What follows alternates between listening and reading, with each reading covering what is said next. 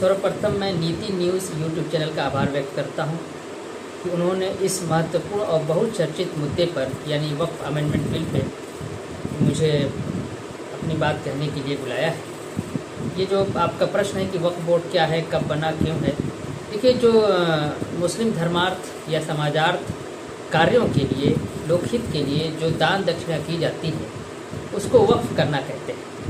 और इसी के लिए वक्फ बोर्ड बनाया गया ताकि वो इन प्रॉपर्टी और इन दान की हुई संपत्तियों को देख रेख करे, ताकि वो उसके जो हित धारक है यानी जो गरीब लोग हैं, जो कमज़ोर लोग हैं, जो बेवा है, विधवा है, समाज का जो गरीब तबका है उसके लिए उसका लाभ मिल रहा है। और वो धार्मिक कार्यों में जैसे मस्जिद बनाने में, मदरसा बनाने में और कब्रस्तान बनाने में उसका इस्तेमाल हो रहा है। सर्वप्रथम ये अंग्रेज़ों के ज़माने में बनाए गए। देश आज़ाद होने के बाद इसमें उसको संशोधन किए गए, उसके कानून बनाए गए, ये कई बार संशोधन हुआ है। तो वक्फ का जो मेन उद्देश्य है वक्फ बोर्ड का, वो एक रेगुलेटरी अथॉरिटी के तौर पे इसका काम है। दूसरी चीज़, वक्फ के अंदर जो मुसलमानों ने दान किए वो भी आते हैं, और जो अन्य जो धर्मों को ले है, जो गैर मुस्लिम कह लीजिए या और समाज जो इस देश में दूसरे मजहब के मानने वाले, उन्होंने जो दान किया है और वो इस्लाम धर्म के मानने वाले मुसलमानों के धार्मिक प्रयोजन में प्रयोग होते हैं। जैसे किसी हिंदू ने मान लीजिए मस्जिद के लिए दान दे दिया है, मदरसा के लिए दिया है या कब्रस्तान दिया है, वो भी वक्फ बोर्ड ही उसको देखता है, उसको भी वक्फ मान लिया जाता है। तो ये है। और इसकी प्रासंगिकता की जहाँ तक बात जो आप जानना चाह रहे हैं, ये है कि ये गरीब लोगों तक पहुँचाना एक समाज का जो एक ढांचा है, ताकि वो धर्मार्थ और समाज के हित में वो काम किया जा सके। तो ये उसके जो हितधारक है, जो गरीब है, कमज़ोर है, ये होते हैं। अब ये जो सरकार ने जो कदम उठाया है और उसका विपक्ष क्यों विरोध कर रहा है, इस पे हम आते हैं। देखिए सरकार जो है, वक्फ बोर्ड तो पहले ये समझ लेना चाहिए कि सरकार की संस्था है, सरकार ही इसको चलाती है, सरकार ही इसको देखती है। तो ये कहना कि ये मुसलमानों की संस्था है, ये गलत बात होगी। सरकारी संस्था है जिससे अल्पसंख्यक आयोग है, सरकार इसको चलाती है। तो सरकार समय समय पर इसको सुचारू रूप से चलाने के लिए इसमें संशोधन, इसके जो एक्ट है, जो कानून है, उसमें करती रहती है। सरकार इस बार जो लेके आई है उसमें बहुत सी चीज़ें परिवर्तन करने की बात की गई, उसको अपडेट करने की बात है, उसको रेगुलराइज करने की बात है, वो जो उसको स्वायत्तता है उस स्वायत्तता को कंट्रोल करने की बात है, और उसका डिजिटलाइजेशन करने की बात है। उसमें जो है जो भी वक्त की संपत्तियाँ उसकी ऑडिट करने की बात है, और उसके अंदर जो उसका स्ट्रक्चर है उसमें महिलाओं को भी देने की बात है।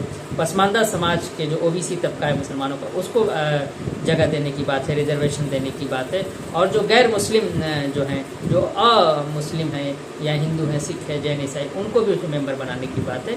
तमाम जो अमेंडमेंट है इसको लेके अशराफ वर्ग लगातार विरोध कर रहा है, और जो है जो तथाकथित सेकुलर लिबरल पार्टी है वो भी विरोध कर रही थी। इसका जो प्रमुख कारण है विरोध करने का, वो अशराफ वर्ग के बहकावे में तथाकथित सेकुलर पार्टियां भी आ रही है। उससे ये है कि अब तक जो वक्फ बोर्ड का स्ट्रक्चर रहा है उसमें ज़्यादातर अशराफ वर्ग ही प्रभावी रहता है।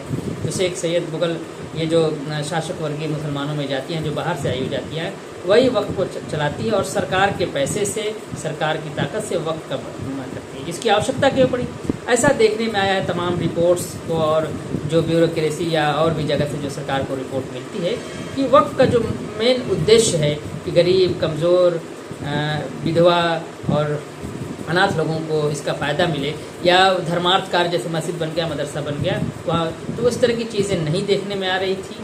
और दूसरी बात जो है, यानी हितधारक तक उसका लाभ नहीं मिल पा रहा था। दूसरी बात जो मैं कहना चाह रहा हूँ, उसमें करप्शन बहुत ज़्यादा है, उसकी आए दिन उसकी रिपोर्ट होती रहती है। और फिर अवैध जो संपत्तियाँ हैं, बहुत लोग ने अवैध तरीके से कब्जा कर लिया। तो जो रेगुलेटरी अथॉरिटी है वक्फ बोर्ड, वो पूरी तरह से सुचारू रूप से काम नहीं कर पा रहे। उसकी पारदर्शिता लाने के लिए सरकार ने एक अच्छा कदम उठाया, मैं खुद इसका समर्थन कर रहा हूँ, और जो पसमानदा समाज में ज़्यादातर लोग इसका समर्थन कर रहे हैं कि कुछ चंद परिवार के लोग जो अशराफ वर्ग के हैं वो वक्फ बोर्ड का सारा खेल खेलते रहते हैं, अपने रिश्तेदारों को उस प्रॉपर्टी बेच देते हैं या लीज पे दे देते हैं। ये तमाम चीज़ें चल रही थी। विरोध का सबसे बड़ा है कि जो विपक्ष की पार्टियां और राजनीतिक आधार पर विरोध करती हैं, अशराफ वर्ग को ये लग रहा है कि जो अब तक वक्फ बोर्ड की स्वायत्तता थी, जो हम उसमें अपना खेल कर रहे थे, वो नहीं कर पाएंगे। सरकार ने इस पर जो ऐसा कंट्रोल करने का प्रयास किया, मैं इसको उचित समझता हूँ। देखिए लोकतंत्र में या दबे कुचले समाज के लिए, चाहे वो जिस धर्म का मानने वाला हो, अगर सरकार के कंट्रोल में चीज़ें होती हैं तो ज़्यादा अच्छा है। जैसे रेलवे है, अगर पूरी तरह सरकार के पास रहे बनिस्बत किसी ऑर्गेनाइजेशन के, किसी संगठन के या किसी स्वायत्त संगठन के या किसी कंपनी के रहे, तो वो ठीक बात नहीं है। तो हम लोग लगातार इसका समर्थन कर रहे हैं, इस पर कंट्रोल होगा, पारदर्शिता आएगी, पसमानदा मुसलमानों को भागीदारी मिल रही है। तो मैं समझता हूँ कि वक्फ बोर्ड जो इससे पहले था उसको और लोकतांत्रिक और जो है धर्मनिरपेक्ष बनाने का प्रयास किया गया है। जो एक धर्मनिरपेक्ष देश में जो और एक सेकुलर देश, सेकुलर और लोकतांत्रिक देश के लिए मैं उचित समझता हूँ। इसके अंदर पारदर्शिता आएगी, उसका रिकॉर्ड रखा जाएगा। लगातार इसका जो विरोध कहा गया कि वक्फनामा की बात की गई है कि उसमें जो है अब लिखत पढ़त में होगी, पहले मुंह से लोग ओरली कह देते थे। तो मैं आपको यहाँ एक बात बताऊँ कि इस्लाम जो है रिटन के फेवर में शुरू से रहा है। आप देखेंगे इस्लाम में जो कुरान है उसमें जो सूरह बकरा है उसमें साफ लिखा हुआ है कि अगर कोई बात तय करते हैं लोग तो उसको लिख लिया करें। और एक और उदाहरण है कि 1500 साल से जब से इस्लाम है, शादी ब्याह होती है तो उसको रिटन किया जाता है, लिखा जाता है गवाहों की मौजूदगी में। जबकि उस समय आज के 1000-1500 बाद जब मोहम्मद साहब ने ये काम सल्लल्लाहु अलैहि वसल्लम ने शुरू किया था तो उस वक्त एक अनोखी बात थी और लोग शादी ब्याह का नहीं करते थे। तो अगर वक्फ बोर्ड जो है सरकार अमेंडमेंट करके निकाहनामा की तरह वक्फनामा लाने के प्रयास कर रही है तो इसका विरोध नहीं होना चाहिए, अच्छी बात है। ऑडिट भी होनी चाहिए, सीएजी भी होनी चाहिए, जो इसका ट्रिब्यूनल है उसको भी सरकार और चाक चौबंद कर रही है। तो मैं पूरी तरह से ये लोक हित में देखता हूँ, समाज हित में देखता हूँ और जो है जब लोक और समाज हित में तो राष्ट्र के हित में वो चीज़ हो ही जाएगी। इसमें हिंदू मुसलमान करके भी लोग विरोध कर रहे हैं, कह रहे हैं कि नहीं गैर मुस्लिम इसमें क्यों आएगा। तो मैं ये बताना चाहूँगा कि गैर मुस्लिम जो हैं इस देश के विशेष रूप से हिंदू समाज, सिख समाज और पारसी है, जैन है, जो भी है, बहुत ज़्यादा ज़मीनें जो हैं आप गांव चले जाएंगी तो जो मस्जिद बना है, मदरसा बना है, कब्रस्तान है, हिंदुओं की ज़मीनें पे। तो धर्मार्थ जो मुसलमानों के धर्मार्थ जो ज़मीन है, मैं जहाँ से आता हूँ, जो मेरा कब्रस्तान है जिसमें मेरे पिताजी दफन हैं, मेरे दादाजी दफन है, मेरे परिवार के अन्य लोग हैं, मेरी छोटी बहन वहाँ दफन है, तो वो सब हिंदुओं की ज़मीन पे है। 90% ज़मीन जो है हिंदू समाज की है और उसमें 10% के आसपास जो ज़मीन है मुस्लिम समाज की है। और वो जो है उन्होंने दावा कर रखा है कि नहीं हमारे बाप दादा की ज़मीन हमें वापस चाहिए। इसका हम लोग मुकदमा भी लड़ रहे हैं। तो आप देखेंगे कि बहुत बड़ी संख्या में ज़मीनें जो मस्जिद मदरसा के लिए हिंदू समाज ने दान किया है। तो जब हिंदू समाज ने दान किया है तो हिंदू समाज उस रेगुलेटरी बॉडी में क्यों नहीं हो सकता? तो उसने दान दिया, तो जब आप हिंदू की दी हुई ज़मीन पर नमाज़ पढ़ सकते हैं तो हिंदू वक्फ बोर्ड में भी हो सकता है, उसमें कोई बुरी बात नहीं है, इसका स्वागत किया जाना चाहिए। लेकिन कुछ लोग इसको हिंदू मुसलमान का आधार बना के इसका विरोध कर रहे, मैं उचित नहीं समझता हूँ। कलेक्टर की पावर की बात है, ये ठीक बात है। ब्यूरोक्रेसी, डेमोक्रेसी, ये हमारा सिस्टम है, जुडिशरी, इसी सिस्टम के अंतर्गत सारा कुछ होगा। अगर कहीं आपको लगता है कि लोग दावा कर रहे हैं कि कलेक्टर लूट ले जाएगा, तो भाई कलेक्टर लूट के कहाँ ले जाएगा? इतना आसान नहीं होता है किसी को। अगर आप देखिए तुरंत जांच बैठ जाती है। करप्शन होता है हमारे देश में, नेता भी करते हैं, ब्यूरोक्रेट्स भी करते हैं, डेमोक्रेट्स भी करते हैं, पब्लिक भी करती है। वो 50 रुपये का कटिया मार के लाइन ही चुरा लेती है, बिजली चुरा लेती है, जिसकी हैसियत तो 50 करोड़ का घोटाला कर लेता है। लेकिन इसका मतलब ये नहीं कि संविधान के अंदर जो हमारी कार्यपालिका, न्यायपालिका या विधायिका है उस पर हम प्रश्न चिन्ह लगा दें, ये ठीक बात नहीं। अगर कलेक्टर देखता है, सर्वे करता है, उसको देखता है, उसमें कोई दिक्कत की बात नहीं है। ट्रिब्यूनल में जो बहस हो गई थी आदमी उसमें जा सकता है। और एक और इसमें मिथ्या प्रचार किया जाता है कि सरकार के पास बहुत ज़मीन है। देखिए अशराफ वर्ग, मैं आखिरी बात कहना चाहता हूँ, जो बाहर से आया है उसने ये जो एक रूमर उड़ा रखा है कि सरकार के पास बहुत ज़्यादा ज़मीन है। सरकार के कब्जे कंट्रोल में ज़मीनें हैं, इसमें कोई दो राय नहीं। आप सेक्टर कमेटी की रिपोर्ट में आप उसको देख सकते हैं। लेकिन मेरा ये है कि एक बड़ी संख्या में तकरीबन 80-90% जो वक्फ की ज़मीन है वो अशराफ के कब्जे में, क्योंकि अशराफ वक्फ बोर्ड में होता है, चेयरमैन होता है, वो सरकार से कोऑर्डिनेट करके सरकार के ही ताकत से वो अपने भाई को, दामाद को, इनको लीज उस पर दे के उस पर कब्जा कर लेता है, कब्जा करवा देता है, ज़मीनें बेच देता है। जैसे अभी एक बात उभर के आई थी कि जो अडानी की, ये अंबानी की जो नया घर बना हुआ है वो वक्फ की ज़मीन पे बना हुआ है। तो ये वक्फ की ज़मीन उसको बेचा किसने उसको दिया? वो वहाँ कैसे कि जब वक्फ बोर्ड था महाराष्ट्र के अंदर और सेंट्रल वक्फ काउंसिल था तो कैसे किया गया? यहाँ मैं ये भी बात बता दूँ, एक सेंट्रल वक्फ काउंसिल होता है, स्टेट में वक्फ बोर्ड होता है। सेंट्रल वक्फ काउंसिल का काम सलाहकार के तौर पर क्या सरकार को देती है। अब वो थोड़े से उसके पावर और बढ़ गए हैं, तो वो स्टेट गवर्नमेंट की जहाँ वक्फ बोर्ड है उसको निर्देश भी दे सकती है, वहाँ से डेटा भी मांग सकती है, ये रहता है। और स्टेट में बोर्ड होते हैं।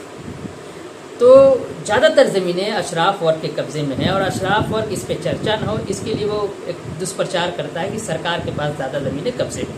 तो सच्चर कमेटी की रिपोर्ट पढ़ के आप देख सकते हैं और भी आप सर्वे करके इधर उधर करके आप देख सकते हैं चीज़ों को कि इस चीज़ को छुपाने के लिए अशराफ वर्ग ने ये चाल चली और इसलिए इस बात का ज़्यादा हल है कि सरकार के पास ज़्यादा ज़मीनें कब्ज़े में हैं वक्फ बोर्ड की। मेरा ये स्टैंड है कि अगर सरकार के पास ज़मीन है तो सरकार उसको लेकर पाकिस्तान तो जाएगी नहीं। सरकार सरकारी कार्यालय में उसका प्रयोग करेगी, स्कूल कॉलेज खोलने में उसका प्रयोग करेगी। सरकार चूँकि लोकतांत्रिक सरकार है तो लोकतांत्रिक सरकार हमेशा लोकहित में काम करती है, तो ये भी एक मिथ्या दुष्प्रचार करने की बात है। दूसरा मैं बताऊं, इस देश में पार्टीशन होता है, पार्टीशन के वक्त बहुत से अशराफ पाकिस्तान चले जाते हैं, वो पूरी मुहिम चलाया था उन्होंने पाकिस्तान बनाने के लिए, लेकिन अपनी ज़मीनों बचाने के लिए उन्होंने वक्फ का खेल खेला और कहते अरे वो तो वक्फ करके चले गए थे, झूठ बोला। इसीलिए वो उस वक्त इस वक्फ अमेंडमेंट बिल में जब लिखित होने की बात हो रही कि कोई भी वक्फ करेगा तो लिखित होगा, वो उसका विरोध कर रहे हैं, क्योंकि जब अलिखित बात होती है तो कोई दावा कर सकता है, उस दावे में मुकदमे हो सकते हैं, ऐसे ही चल रहा है। दूसरी बार उन्होंने पार्टीशन के वक्त अपनी ज़मीन बचाई वक्फ के नाम पे। दूसरी बार जब ज़मींदारी उन्मूलन एक्ट लगा उस वक्त भी अशराफ लोगों ने अपनी तमाम ज़मीनों को वक्फ में दिखा के बताया। टैक्स बचाने के लिए ये वक्फ में दिखा देते हैं, क्योंकि ये ज़मींदार रहे हैं, राजा रहे इस देश के, इनके लिए आसान शासन प्रशासन में इनकी जगह रही है, और अंग्रेज़ों से तुष्टिकरण करा के उन्होंने वक्फ बोर्ड बना दिया था। जबकि आप देखेंगे कि अन्य धर्म के लोगों का कोई बोर्ड उस तरह से आपको नहीं है जिस तरह से वक्फ बोर्ड बना हुआ है, इतना हल्ला होता रहता है, हमेशा वक्फ बोर्ड को लेकर बवाल होता रहता है। तो उन्होंने ज़मींदारी के वक्त और अपनी ज़मीनों बचाने के लिए वक्फ का खेल खेला, और आज भी आप इस पर अगर सर्वे करके देख लेंगे तो इस बात को पूरी सत्य पाएंगे। तो एक चल रहा है। दूसरा, इसमें जो सबसे बड़ा विरोध है अशराफ वर्ग की तरफ से कि पसमानदा मुसलमानों को, ओबीसी को पहली बार सरकार की तरफ से कोई बिल ला के या कानून बना के पसमानदा मुसलमानों को भागीदारी देने की बात की जा रही है। और यहाँ जो मैं भागीदारी की बात करें तो मुस्लिम संस्थाओं में जो इस्लाम मुसलमान अल्पसंख्यक नाम से चले वहाँ भागीदारी देने की बात कर रही, एक बहुत बड़ा है। लेकिन अशराफ और कितना दुष्प्रचार कर रहे हैं कि स्वयं पसमानदा ही समाज के लोग अपने पसमानदा को जो भागीदारी मिल रही है उसका विरोध कर रहे हैं। आप ऐसा कोई समाज नहीं देखेंगे जो अपनी भागीदारी का विरोध करे। समाज तो सरकार से भागीदारी मांगता है, और जब सरकार देती है, बड़ी मुश्किल से सरकार देती है, तो उसका शुक्रिया अदा करता है। लेकिन यहाँ तो हम विरोधी कर रहे हैं। इससे आप अंदाज़ा लगाइए कि अशराफ वर्ग का किस तरह से कंट्रोल है पसमानदा के, और वो कंट्रोल उसके दिमाग पे है। बीको का एक बहुत प्रसिद्ध उदाहरण है कि ऑपरेसर का जो उत्पीड़क जो है, आपका जो शोषक है, उसका सबसे अच्छा हथियार आपका शोषित का दिमाग होता है। यानी अशराफ का जो सबसे बड़ा हथियार है वो पसमानदा का दिमाग है, उस पर कब्जा कर रहता है। आप देखिए पसमानदा अपनी ही भागीदारी का विरोध कर रहा है, झूठ जो अशराफ बोल रहा है। अशराफ के सारे आर्गूमेंट वक्फ बोर्ड के बारे में वही हैं जो पाकिस्तान के फेवर में उनके आर्गूमेंट हुआ करते थे कि अगर पाकिस्तान नहीं बना तो सरकार मुसलमानों की ज़मीनें लूट लेगी, सरकार मुसलमानों की मस्जिदें लूट लेंगी, मदरसे लूट लेंगी, यहाँ द्वितीय स्तर के आप नागरिक, तो तमाम स्तर की बातें वही आर्गूमेंट आप वक्फ बोर्ड के कर रहे हैं। इसलिए जो मैं कहता हूँ कि इस देश में वक्फ बोर्ड हो, मदरसा बोर्ड हो, चंडीगढ़ मुस्लिम यूनिवर्सिटी, ये सब छोटे छोटे पाकिस्तान है, जिससे बात जाहिर हो रहा है कि वो अपने पाकिस्तान बचाने का संघर्ष कर रहे हैं। लेकिन पसमानदा क्यों इसमें जो है हो अल्लाह कर रहा है? उसको जब भागीदारी मिले तो उसको खामोशी से भागीदारी लेनी चाहिए। इसी के आधार पे वो मदरसा बोर्ड में या और भी जो अल्पसंख्यक और मुस्लिम नाम से जो संस्थाएं चल रही हैं उसमें अपनी जगह ले सकता है। मुस्लिम पर्सनल लॉ बोर्ड जो गैर सरकारी है वहाँ, या जो सरकारी संस्थाएँ हैं, अलीगढ़ मुस्लिम यूनिवर्सिटी, जामिया मिलिया इस्लामी, वहाँ भी वो अपनी भागीदारी की बात कर सकता है इसी आधार पर। तो भागीदारी का विरोध कहीं से उचित नहीं है। जो आपका आखिरी प्रश्न था कि इससे किसे और क्यों लाभ होगा, देखिए इससे सबसे बड़ा लाभ जो होगा, इसके हितधारक हैं, दान दक्षिणा का हितधारक कौन है? गरीब हैं, कमज़ोर हैं, बेवा हैं, विधवा हैं, अनाथ, उनको फ़ायदा मिलेगा। और कैसे मिलेगा, जो आपका ये प्रश्न था, तो क्यों कैसे मिलेगा, क्यों लाभ होगा, अभी मैं इतने देर से वही बात कह रहा हूँ कि जब पारदर्शिता आएगी, बोर्ड की सरकार का उस पर कंट्रोल रहेगा और पारदर्शिता आएगी, डिजिटलाइजेशन होगा, लिखित में चीज़ें होंगी, उसका ऑडिट होगा, जैसे सारे डिपार्टमेंट का ऑडिट होता, तो इसमें करप्शन का जो दर है, मैं ये नहीं कहता कि पूरी तरह ख़त्म हो जाएगा, लेकिन कुछ ना कुछ कंट्रोल होगा। और जब कंट्रोल होगा तो वो चीज़ें समाज को भी मिलेगी। मैं एक आखिरी उदाहरण देकर अपनी बात ख़त्म करता हूँ कि आप देखेंगे कि इस देश में ईसाई समुदाय है, वो मुस्लिम समुदाय के मामले में बहुत संख्या में कम है, लेकिन उसकी जो चैरिटी है, उसका जो वक्फ का सिस्टम है, उससे पूरे देश के लोग फ़ायदा उठाते हैं। उसका जो स्कूल, कॉलेज और हॉस्पिटल आपको जगह जगह मिल जाएंगे। लेकिन जो मुसलमानों का वक्फ है, वक्फ बोर्ड है या वक्फ की प्रॉपर्टी, उससे आपको फ़ायदा नहीं दिखाई नहीं देता। तो इससे पता चलता, स्वयं मुसलमानों को, पढ़े लिखे लोगों को पता नहीं कि वक्फ बोर्ड का सिस्टम क्या है, कैसे होता है, कैसे चंद लोग हैं जो उसका सारा करप्शन कर रहे हैं, मलाई खा रहे हैं। इसीलिए इन्हीं लोगों की तरफ से, यानी शासक वर्गीय जो मुसलमान है, अशराफ जो स्वयं को कहता है, उसकी तरफ से लगातार विरोध हो रहा है।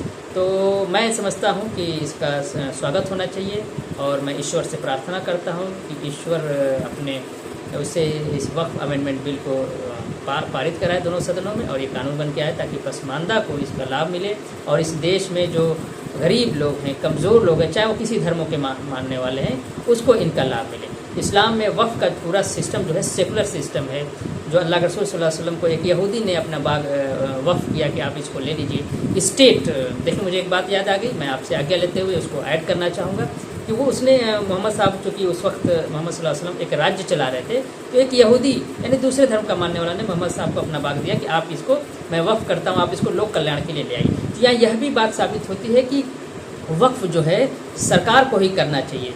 तो मोहम्मद साहब चूँकि उस वक्त प्रमुख थे सरकार के, तो उन्होंने उसको दिया। अभी भी इसलिए सरकार का जब कंट्रोल होता है तो इसको मैं इस्लामिक भी मानता हूँ, संवैधानिक भी मानता हूँ। तो आपका एक बार पुनः नीति न्यूज़ का मैं आभार व्यक्त करता हूँ। इस ज्वलंत मुद्दे पे मुझे अपने विचार रखने के लिए आपने मुझे समय दिया, अवसर दिया। आपका बहुत बहुत धन्यवाद। नमस्कार।